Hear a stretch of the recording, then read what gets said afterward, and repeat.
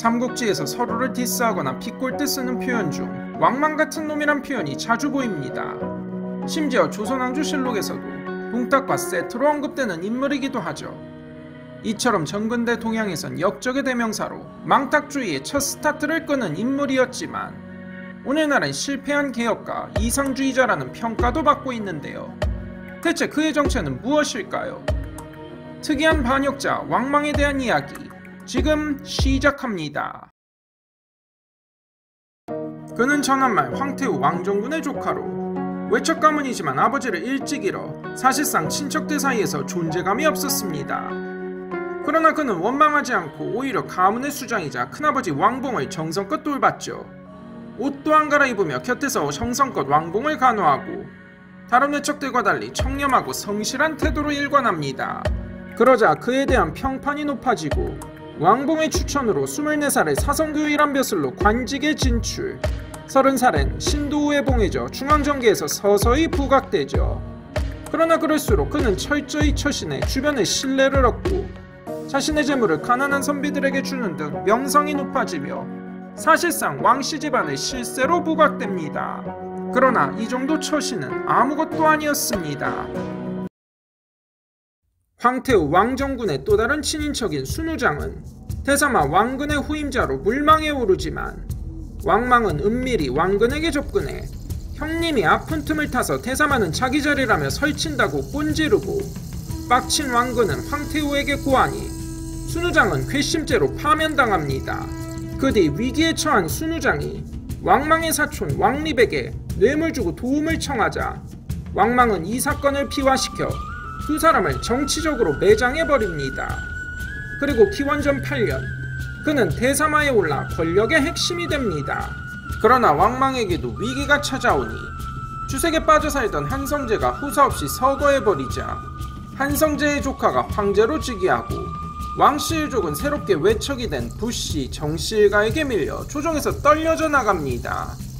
왕망도 자신의 영지로 이때 쫓겨가고 그곳에서 쥐죽은 듯 숨어 지내는데 그의 둘째 아들이 그만 사고를 치고 맙니다. 둘째 아들 왕에게 손해 집안의 노비가 목숨을 잃었는데 왕망은 이를 보며 노비도 귀한 목숨인데 네가 무슨 권리로 이러냐며 둘째를 자결시키고 이로 인해 왕망에 대한 동정론과 찬양 여론이 일어나 조정을 장악한 부씨일파도 어쩔 수 없이 태왕태후 왕씨를 병간호하란 구실로 왕망을 조정으로 다시 부릅니다. 한나라 황제들은 모절 징크스가 있는지 기원전 1년 한 애제도 재위 7년 만에 병사하고 왕망과 태왕태후는 발빠르게 움직여 정씨, 부씨일파를 숙청하고 후계를 정하니 바로 한평제입니다. 왕망은 또 다른 외척의 부상을 막고자 평제의 외갓집 위씨들을 숙청하고 자신의 딸을 황후로 삼으니 천하는 그야말로 왕망의 것이었습니다. 왕망은 권력의 위협이 되면 같은 왕씨 집안도 손속이 없었는데 그 왕씨 중엔 자신의 장남 왕후도 있었습니다. 황제의 외갓집을 함부로 핍박했다가 나중에 커서 황제가 보복할지 모른다며 미신을 조작해 왕망을 설득하려다 들통이 났는데 이 해프닝으로 빡친 왕망이 관련자들의 목을 날려버리고 자신의 큰아들에게도 자결을 명한 것입니다. 정말 권력 앞에서 무자비한 그였습니다.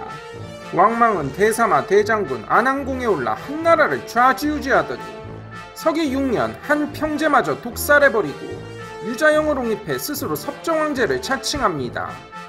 그 뒤에 붉은 돌에 왕망이 황제가 되라는 계시가 적혔다는 둥 선전공작을 펴서 민심을 끊임없이 현혹시킨 그는 결국 선양이라는 위선적인 형식으로 유자영을 끌어내리고 이때도 울면서 나는 싫지만 어쩔 수 없다며 탄식하는 쇼를 하더니 서기 8년에 신나라를 세웁니다.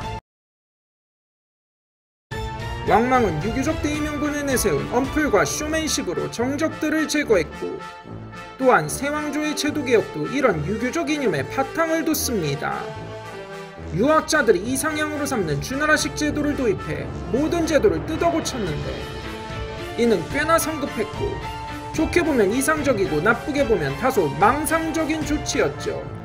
정전제를 추진해 땅을 국가에 귀속시켜 매매를 금지하고 유랑민들을 막으려 했으나 이로 인해 사유재산이 부정당하니 백성과 호족들 양쪽의 반발을 사고 거기다 화폐개혁을 단행해 고액 화폐를 유통시켜 위조화폐가 판치고 상거래만 힘들게 하는 부작용을 초래했죠.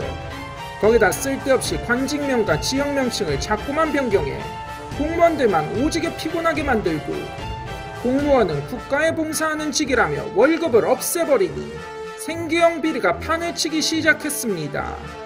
국내 정치가 엉망이면 불만을 밖으로 돌리는 게 망테크 타는 정치인들의 전형적인 패턴이죠.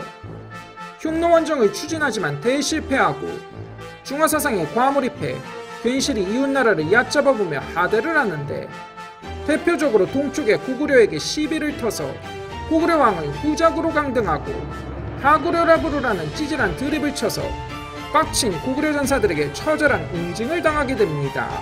그 밖에 서역 국가들의 숱한 어그로를 끄니 내치가 무너지고 국방이 무너지고 나라가 엉망이 됩니다. 결국 왕망의 계속된 실정과 개혁 실패로 전국 각지에서 반란이 일어나고 그중 호족의 지지를 얻은 한나라 황실의 후손 유수가 곤양에서 1만 군사로 왕망의 40만 대군을 박살내며 장안으로 진격합니다.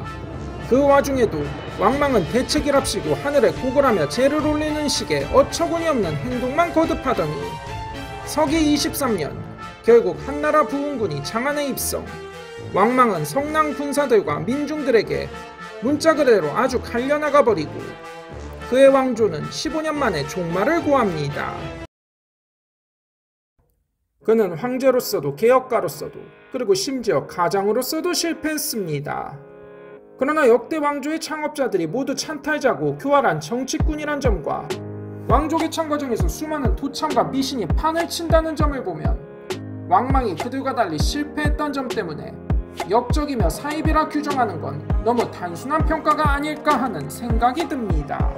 그가 보여준 진짜 교훈은 현실을 외면하고 자신이 맹신하는 이상을 끼워 맞춘 개혁이 얼마나 위험천만한지, 간판과 거칠어만 바꾼다고 새로운 세상이 만들어지는 게 아니란 걸 보여줍니다. 결국 그는 준비되지 않은 상태로 권력에 대한 욕심이 앞서 역사의 무대에 올랐으니 결국 준엄한 심판을 받게 된 것입니다. 준비되지 않은 절대 권력의 만로를 보여준 왕망의 일생이었습니다. 이만 마치겠습니다. 시청해주셔서 감사합니다.